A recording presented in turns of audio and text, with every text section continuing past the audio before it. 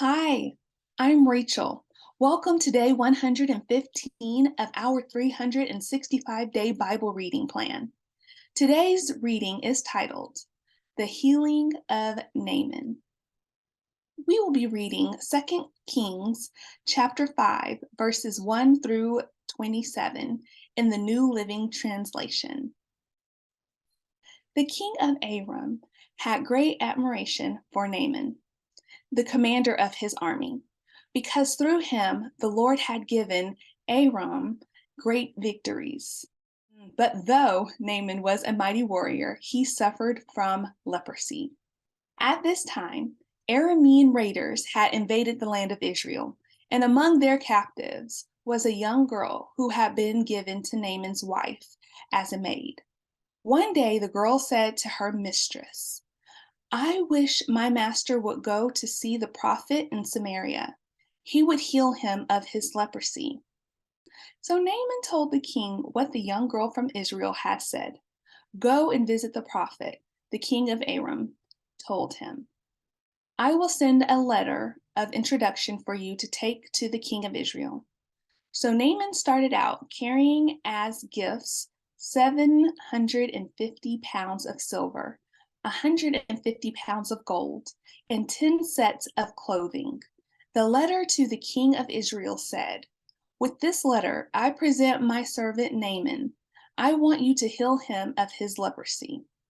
When the king of Israel read the letter, he tore his clothes in dismay and said, Am I God that I can give life and take it away?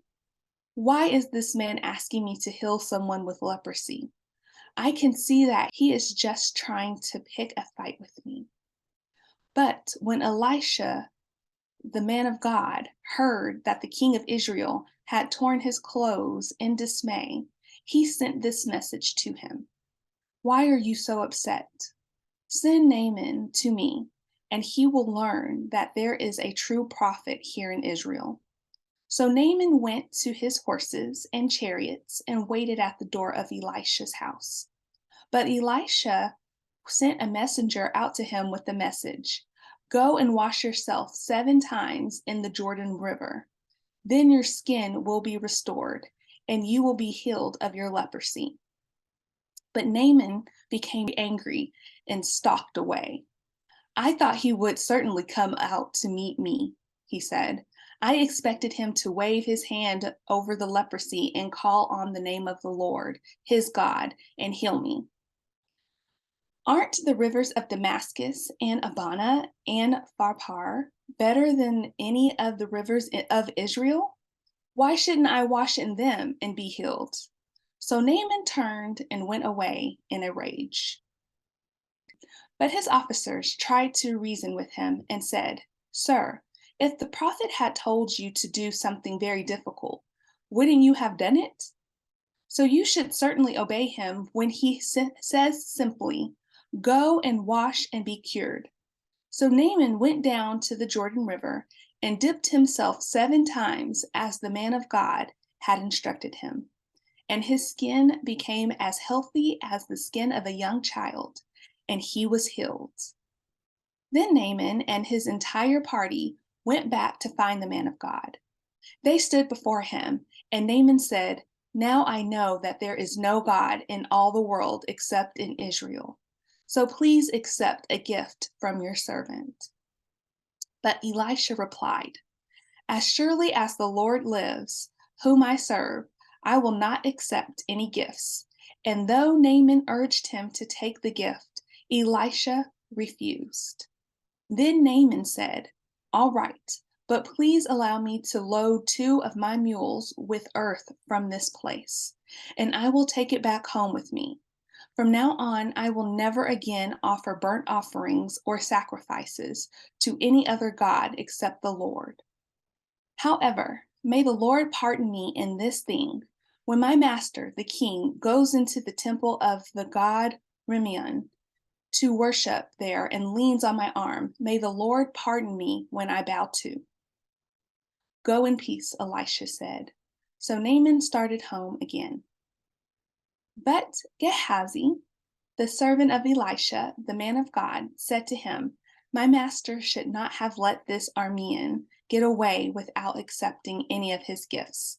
As surely as the Lord lives, I will chase after him and get something from him." So Gehazi set off after Naaman. When Naaman saw Gehazi running after him, he climbed down from his chariot and went to meet him. "Is everything all right?" Naaman asked. "Yes," Gehazi said, "but my master has sent me to tell you that two young prophets from the hill country of Ephraim have just arrived. He would like 75 pounds of silver and 2 sets of clothing to give to them." "By all means, take twice as much silver," Naaman insisted. He gave him 2 sets of clothing, tied up the money in 2 bags, and set 2 of his servants to carry the gifts for Gehazi. But when they arrived at the citadel, Gehazi took the gifts from the servants and sent the men back. Then he went and hid the gifts inside the house. When he went to his master, Elisha asked him, "Where have you been, Gehazi?" "I haven't been anywhere," he replied. But Elisha asked him, "Don't you realize that I was there in spirit when Naaman stepped down from his chariot to meet you? Is this the time to receive money and clothing, olive groves and vineyards, sheep and cattle, and male and female servants? Because you have done this, you and your descendants will suffer from Naaman's leprosy forever." When Gehazi left the room, he was covered with leprosy. His skin was white as snow. Thanks for joining us for today's reading. And remember, everyone has an invitation to sit at Jesus' table. We hope you'll find your story and purpose in God's story.